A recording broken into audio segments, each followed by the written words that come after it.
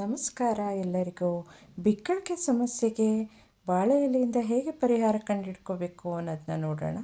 ಮೊದಲಿಗೆ ಬಾಳೆ ಎಲೆಯನ್ನು ತೆಗೆದುಕೊಂಡು ಒಲೆ ಮೇಲೆ ಇಟ್ಟು ಅದನ್ನು ಚೆನ್ನಾಗಿ ಸುಟ್ಕೋಬೇಕು. ಸುಟ್ಟ ನಂತರ ಅದು ಕಪ್ಪಾಗಿ ಕರ್ಕಲಾಗತ್ತಲ್ಲ, ಆ ನಂತರ ಅದನ್ನು ಒಂದು ತಟ್ಟೆ ಮೇಲೆ ಇಟ್ಕೋಬೇಕು. ತಟ್ಟೆ ಮೇಲೆ ಇಟ್ಕೊಂಡು ಆ ಕರ್ಕಲಾಗಿದ್ದನ್ನೆಲ್ಲ ಒಂದು ಕಡೆ ಕಲೆಕ್ಟ್ ಮಾಡ್ಕೋಬೇಕು. ಆ ಕಲೆಕ್ಟ್ ಮಾಡ್ಕೊಂಡಿದ್ದು ಕರ್ಕಲಾದದ್ದು ಪುಡಿನ ಚೆನ್ನಾಗಿ ಪುಡಿ ಮಾಡಿಕೊಂಡು ನಂತರ ಒಂದು ಲೋಟ ನೀರಿಗೆ ಆ ಪುಡಿನ ಹಾಕ್ಕೋಬೇಕು.